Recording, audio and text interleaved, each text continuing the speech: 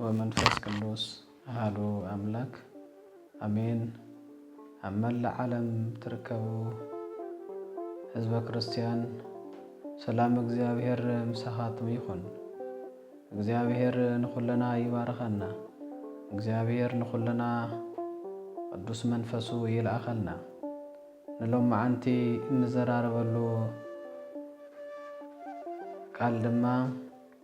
هيوتنا بتحتنا خمي كنا نورالنا هيوتنا بتحتنا كمي كنا نورالنا እግዚአብሔር አምላክ نعنا خلو خهونا خلو بدفرتن بحاتياتن كنا معولو زي كنس تحتنا رأس كلن كاب كله رأس إيامو إذا تحتنا ፍጹም ገይሩ ዘርአየና ድማ ጎይታና መድኃኒትና ኢየሱስ ክርስቶስ ስለዝኾነ ኣብ ህይወትና ኩሉ ትሕትና ዝተመልኦን ትሕትና ዘለዎን ክኸውን ስለዘለዎ ወደየ ህይወትካ ብትሕትና ከመይ ኢኻ ተኣልያ ፍልጠትካ ብትሕትና ከመይ ኢኻ ተኣልዮ ውህብተኻ ብትሕትና ከመይ ኢኻ ትርእዮ ትሕትና ናይ ኩለን ርእሲ እያ ብዙሕ ትርፋታት ሰሪሕኻ تحتنا أنت اللي خوينو صقا برأس صقا أي زوسخ بحقيسي بطعمي تحتن እግዚአብሔር ዝመረጾን ዘድንቕን ሰብ ኣሎ ሓደ ሰብ ኣሎ ክነግረኩም ን48 ዓመት ዝኣክልስ ኣብ ሓንቲ ቤት ኣብ ሓንቲ ኣልጋ እንዳደቀሱስ ግን ምንም ሓጢያት ዘይፈጸሙ أفتى جزيان السوء عيدا ليوان نيرم تأزاز እግዚአብሔር كحلون بنزهن خنورون دليم فتيم ده عرفت جزيان السوس እግዚአብሔር مريض هو نزهن نوريو بقعات ريو እግዚአብሔርስ أتم باباس كحلفو خلون السوء تمانور كقبل مسجبرس أتم هزوي زي أو حدار زنبر زنبر خمزي زقبر زنبر خمزي زخون زنبرس كمايو زبل ناي حامية ناي كاروت زربات أتكزرارو كله قدوس ديميتروس جن من ما يبلن صغيلو يترفاتون سرحن سرح زنبر قويتا እግዚአብሔር ግን ሰብኹ ጉዳ ደቁ ጉዱ ስለዘይደሊ መልአኹ ልይሁ ዲሜትሮስ ህዝበይ ኩጉዱ አይደልኒ ስለዚህ ማንነትካ ግለጸሎ ንሱ ሁሉ ናበል ወንሃለዩ እግዚአብሔር ዘህቦ ጸጋብ ትሕትና ትሕቲሉ አበይ ክበጽሕ ከም ዘለዎ ስለዝፈለጠዩ አርእዮም ዝተዋወካ ጸጋር እዮም ክብለ ከሎ ናቶም ህዝብ አኪቡ ሓወንዲድዎ ሓወንዲዶም ከም ደማራ ገይሮም ሰሪሖም ሓወንዲዶም ቦ ሓሊፉ ከይተቃጸለ تابعلت بيتو خينات تنبر زنبرت صويعوا دحراي كافت غوهر حفيسو خدانا غيرو خيد ارئيوم يلو مسار ايوم ابونا يقرب لنا بديل لاينا يقرب لنا يلمو نسو سلتحتنا صقاس توهاو صقاس سلتحتنا د انبر زلو خمزي توهايوني خمزي صقا توهايوني لمغلاط طفي وي كونن مجمرياون بتحتنا قدست ድንግል ማርያም ናይ ኢሳይያስ ትንቢት ከተንብብ ከላ ድንግል ብድንግልና ጸኒሳ ብድንግልና ክትወለድ ያ ዝብል ቃል ከተንብብ ከላ ኣነ ኮይነ ኢላ ይተመክሐትን ኣብ ዘመና በጽሐ አገልግለያ ተዝብል ተዘገልግላ ኢላ ሰናይ ተመንያ ጎይታ እግዚአብሔር ግን ዓዘ ዘጋጀ ኮይኑ ካልኦት ቅዱሳን አቦታትና ወን ኸምኡ በተመንገድ ንሱ እቶም ኣብ ሉቃስ ወንጌል ዘለው ክልተ ናብ ጎይታ ጸሎት ዘቕርቡ ዝነበሩ ሰባት እቲ ሓደ ኣነ ሰሙን ከምዚ ጾም እየ ከምዚውን ይህብ እየ ከምዚውን ይገብር እየ ኢሉ እቲ ሓደ ግን ጎይታዬ ሰማይ እኳ ቆላሕ ምባል ዘይከኣለኒ ፈጺመ ሰማይ ክርኢ ዘይክእል ሓጢአተኛ እየ ስለዚ ካብ ሓጢአተይ ክወፅእ ይቅር በለኒ ኢሉ خلمن كله من يوم واجا زرخو أتحدى واجا زرخبه أتودنن يلو ጎይታዬ ሰማይ እኳ ምርኣይ ዘይከኣለን ዝበለ እዩ ዋጋ ረኺቡ ዝተመለሰ። ስለዚ ጸሎትካ ከተቐርብ ከለኻ ብትሕትና ኣባ መቃርስን ኣባ አንጦንስን ንሕና እውን ናብ ደረጃ በፂሕና ኣለና፣ ስለዚ ከም ሐዋርያትን ከም ነቢያትን ክንኾን ኣለና ክብል ከለዉ ጎይታ ኣይ ገና ኢኹም ናብ እገለ ኸይድኹም ተምሃሩ እዩ ዝብል ዝነበረ። ሐዋርያ ቅዱስ ጳውሎስ እውን ከምኡ ኣብ ካልኣይ ቆሮንቶስ ምዕራፍ 11 ካብ 23 እስካብ 28 ዘሎ ቃል ከተንብብዎ ከለኹም ከመካሕ ከንበልኩ ኣነ ምተመካሕኹ ነይረ፣ ከም ውህበት ጸጋ ኣብ ርእሲ ጸጋ ተዋሂቡኒ ናብ ሰልሳይ ሰማይ እውን ደይበ ብዙሓት ጸጋታት ተዋሂቦም ነይሮም። ብዙሕ ግርፋት ተገሪፈ ኣብ መርከብ እውን ቀንየ ብዙሕ ገይረ ከም ምምካሕ ተዝኸውን ኣነ ምተመካሕኹ ነይረ። ግን ትምክሕቲ ዋላ ሓደ ኣይሰርሕን እዩ፣ ትሕት ኢልካ ንዝትቕበሎ ጸጋ እዩ ዋጋ ዝርከቦ። ስለዚ ወደየ ኣባ ኣለኻ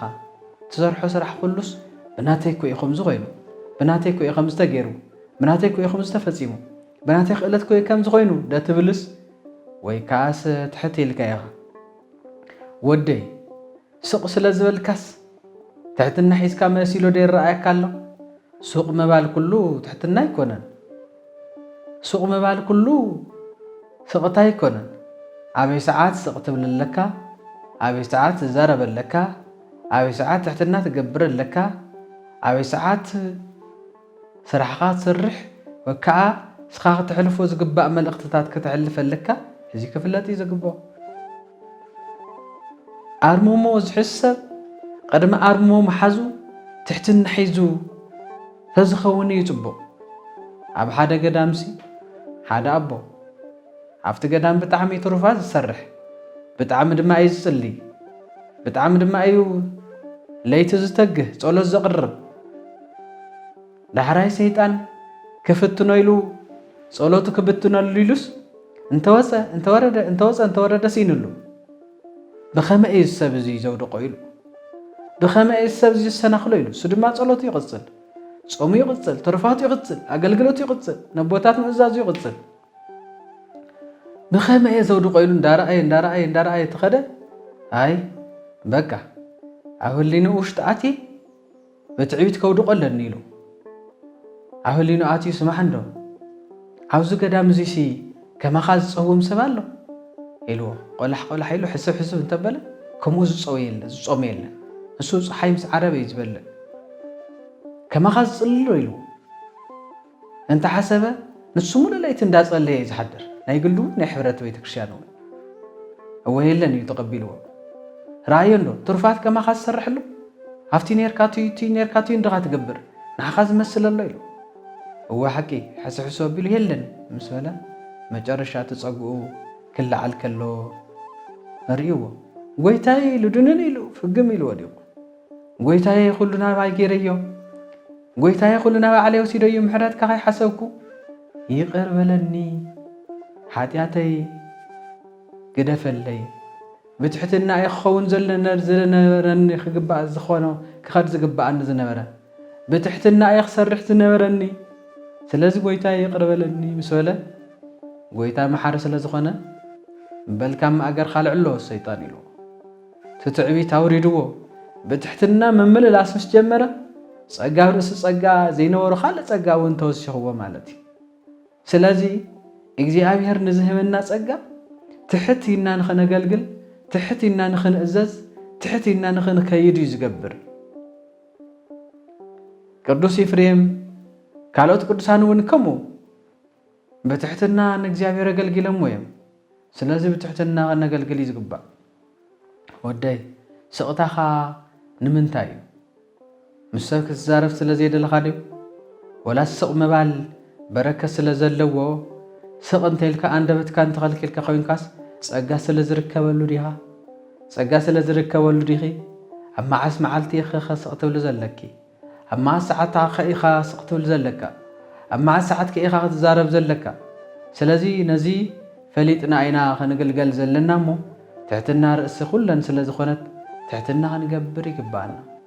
ቅዱሳን ኣቦታትና ብዙሓት ኣለዉ ብትሕትና ዝተጠቐሙ ብትሕትና ኣገልጊሎም ልዕል ዝበሉ كميدسي حدا أبوس كم زغيرو حدا معلتي أفت مندرس ناو قدسنا درجة مبصحهم يفلط يمو ناو قدسنا درجة مبصحهم نسم تسبت رح يكون نسفلطو ديو شيطان ون فليطو دحراي وحنت قلعه حديرو كفوسن زخيلها باغلي يلو دحرتم ولدها وامون وسدا يبارخوا باغلمو اباتاچنمو هتفوسيا إلهم حزموا مسكدو أقدمها حتى كايلو سيطان أتوم نايسي أولا ناي منغسة سماياتن زبهالو سبات نمان يملو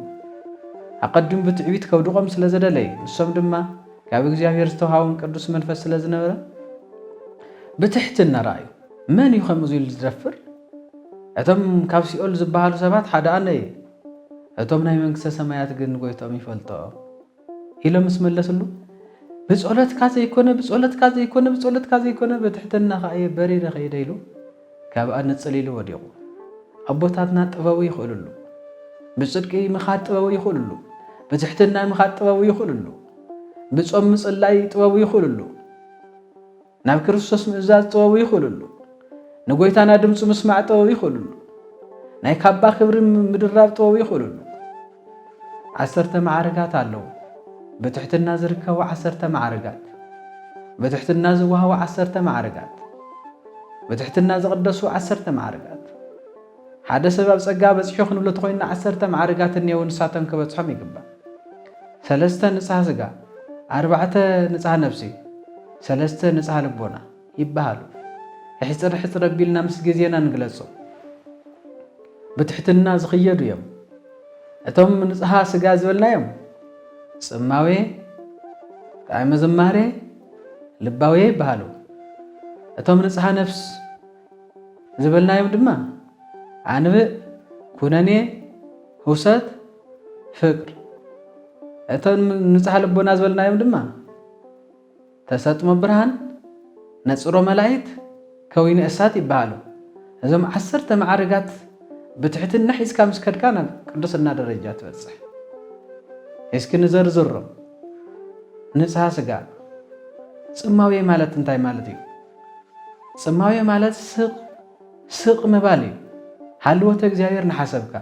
ስቕ ምባል እዩ ክንብል ከለና ግን ኣፍካ ሕትም መቢልካ ስብልካ ስቕ ማለት ኣይኮነን ዝግባእካ እናተዛረብካ ዝግባእካ እናስራሕኻ ዝግባእካ እንዳበልካ ብዝግብኦ ትዛረብ ከለኻ ብዝግብኦ ትሰርሕ ከለኻ ብዝግብኦ ሃልወተ እግዚአብሔር እኒአ ትሩፋት እኒአ ትወፅእ ትወርድ ኣብዚ ደረጃ እዚ ቅዱስ ዮሐንስ ሓፂር ኣብዚ ደረጃ እዚ ኮይኑ ዝሰፈየ ሰፍኢ ክሸይጥ እናኸደ ብዕዳጋ እቶም ኣቦታትና ሰሪሖም ኣብ ዕዳጋ ወሪዶም ቀደም ዝነበሩሉ ግዜ ኣብ ጽማዌ ደረጃ በጽሑ ነይሩ ጽማዌ ደረጃ በጽሑ ነይሩ ድሕራይ እንታይ ገይሩ ኣብቲ ግዜ ንሱስ ንሰማይ ቆላሕ ኢሉ ዓይኑ በሪህሉ ኣጋጣሚ ብንጽህና መጽኡ መላእክት እንዳወረዱ ንኣረጉ ርእይዎ ድሕራይ ካብቲ ሰፍኢ ክገጾ ዝመጸ ሰብኣይስ ሚካኤል ውን ኣቢ ወሚመ ገብርኤል እንታይ ደው ሓሚሙ ድዩ እንታይ ኮይኑ ኢልዎ እንታይ ንሱ ጽማዊኡ በአግባቡ ተጠቂሙ ስለ ዝኾነ ቅዱስ ዮሐንስ ጸጋ ይውሃወሎ ማዕረግ ይውሃወሎ እግዚአብሔር በተበርኽና አትኸለና መጀመሪያ ታይ ዓይነት ክዳን ተኸዲና ታይ ዓይነት ልቦና ሒዝና ታይ ዓይነት እዝኒ ሒዝና ታይ ዓይነት መስዋዕት ሒዝና ይርአዩ ከምቱ ወነጸረ እግዚአብሔር ላይለ አቤል ወላይለ መስዋዕቱ ከምቱ ቅድሚ አቤልስ መስዋዕቱ ዘርአይ أقدموا عنا أي زرعي قويتا እግዚአብሔር أتأتوان أمزازانا عز الرجال أزي خوينو قدس يوحنس كم غيرو ስለዚህ ጽማዊ በአጋው ተጠጣይም ካለው ሀምዝ ጋር ለጸጋየው የጀመረካ ቀጽሉ ጣይም ዝማሬ ማለት ተጸልየ ጸሎት ተዝምሮ ዝማሬ ከመይ ዝበለ ከም ዝኾነ እንታይ ጣዓመካ ከም ዝኾን ትፈልጥ አቦታትና ንጎሆ ጀሚሮም ጸሎትስ ምሸት ንጎሆ በልቦናኦም ፀሓይ ጀሚራ ዝጀመሩ ጸሎትስ ምሸት በልቦናኦም ፀሓይ ሓቆም ሰጽሕት ኮፍ ዝብልሉ ነይሩ አይደግመም እንዲ ሰባት እንዲም ታይዳ አብአቶም እኔ ትሕትና አሎ ፍቅር አሎ ኃይል እግዚአብሔር አሎ ጸጋ እግዚአብሔር አሎ እግዚአብሔር ድማ በአግባቡ ተረድዮሞ ዝጽልይዎ ጸሎት ድማ በአግባቡ ተረድዮም የምጽልዩ ዘለው ስለዚህ ነዚህ ደው ይለም አጋርም እስከ አብሐበት አጋርም እስከ አዘርብር أخل خيبل عماي كيسة يدو لو يبل زت اللي وصل سلستردو انت يري حد قدس أونا زب سمات أونا زب سمات أونا زب سمات أونا زب سمات نالس ملأك مسئلو يتقدس مكدوس خلايلو قويتاي إذا طعمك يا خا عبي فيس طعمه خود أيك علن كم زأجدا قنت أشكر بالإخاص طعمه ود مسؤولة دوري ويد ماستيك حيخسر سكاو طعمه زود صحيكو نسكن تطعمينا يكزيا فيرس أي خود أيك علن صقاب رأس صقاب برهان رأس برهان داوس قلو زر أيو زخصته نجرني نعوز فسس نايمن فسك بس حيل سلازلو طعمك أيو زي تود عليك ناوخس كابس خسجرسي هيك ألكل زت حمزي يراي وأونا زو سمايات أونا زو سمايات راح كوي له أونا زو سمايات راح نحنا ما بملؤ بلماد أونا زو سمايات لا لك تقعد بلماد كل ودي خيون طعمه زي طعمك ديني ولا سي طعمك الله يطعمك يله أوزي بلبنا نحسب سلازي طعم زماري مالت تاريخ سبح سلازي خنا عصر بيلا كال غزي بسفي حتنتي نخنا زرارا سلازي أصلبينا مبرسل سي لباوي أنبل سالساي لباوي مالت كا تجبرون زي تجبرون مفلات تزارون زي تزارون مفلات تخرون زي تخرون مفلات تبلون زي تبلون مفلات نورن مفلات تجبرون زقباكا عب كل هيوت منفساوي عب كل هيوت مصامد حدار عب كل هيوت حصانات معباي عب كل هيوت منفساوي وبايتات مزق كله لباوي مسو علي يدلي لب مبال مستوعل زقبرن زي قبرن مفلات مالتي يوم تمسلستين كصل بيلنا نصح نفسي نفتم 4 خنقات تخلنا فقري حسد فقر حسد كناني أنا فقري يناي فقري نتحدن فتول نتحدن قرفلو دي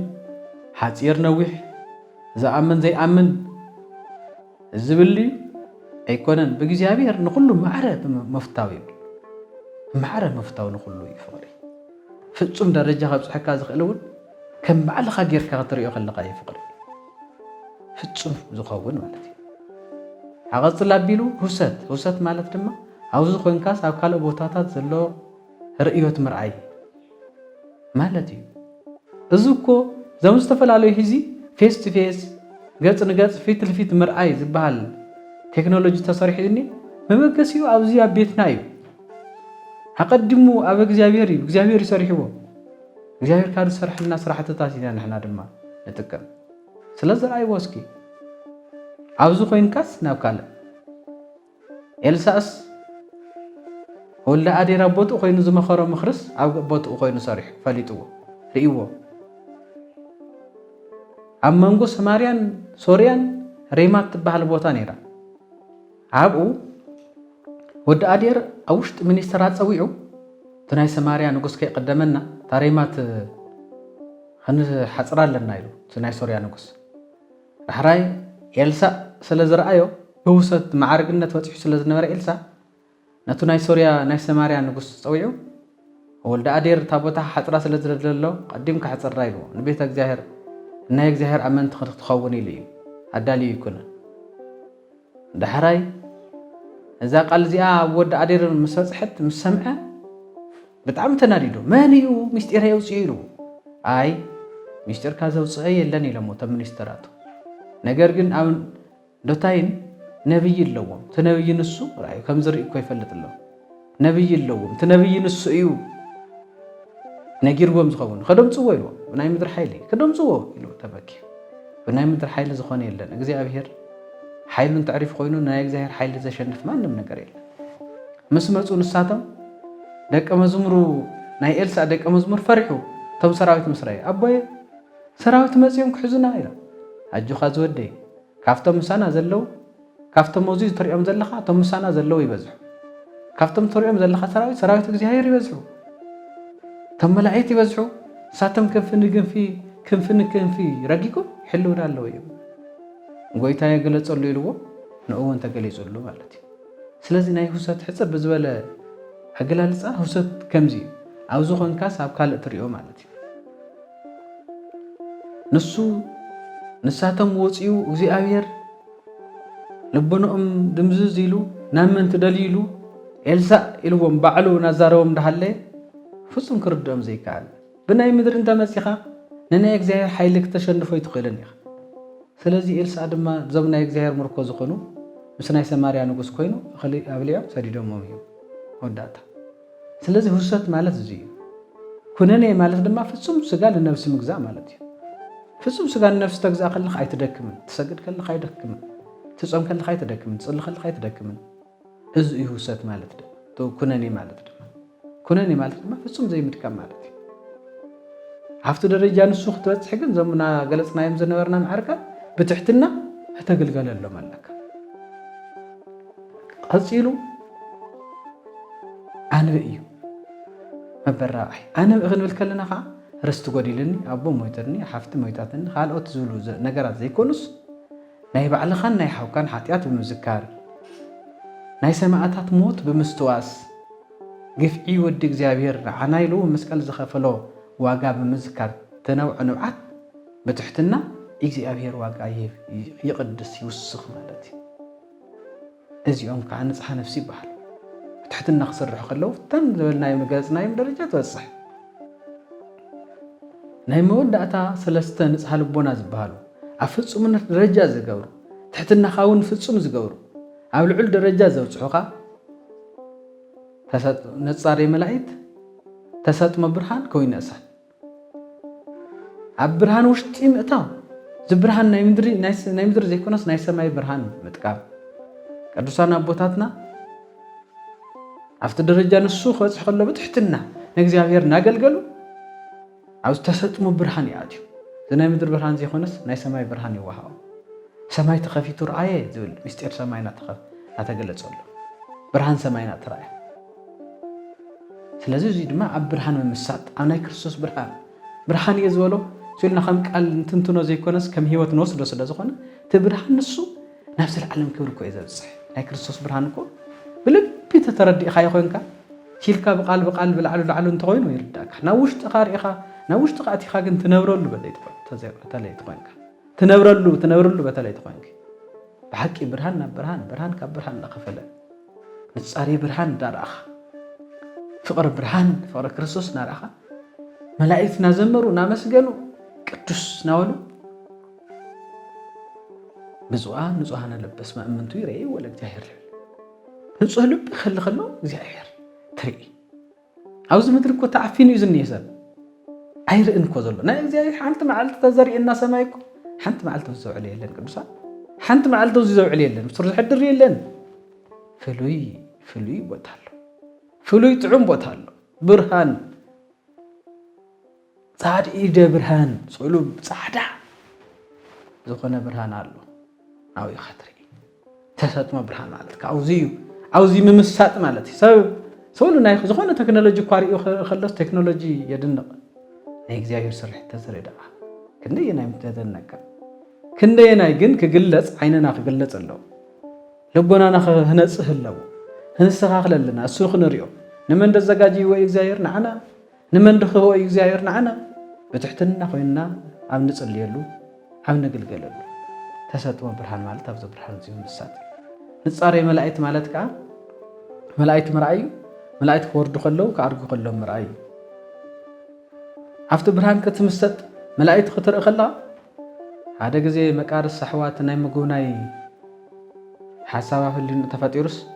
ኣሕዋተይ ገዳማት ጎብኒ ክመፅእ ኢሉስ ግን እዚ ሓሳብ እዚኣ ናተይ ድያ ዋላስ ናይ ካልእ መንፈስ እያ ክጸልየላ ኣለኒ ኢሉስ ጸሎት ሒዙ ብደንብ ስዋይ ሒዞም ኣይክድ ኢሉ እግዚኣብሔር ፈቒዱሎ እናኸዶም መንገዲ እናኸዶ እንዳሃለይስ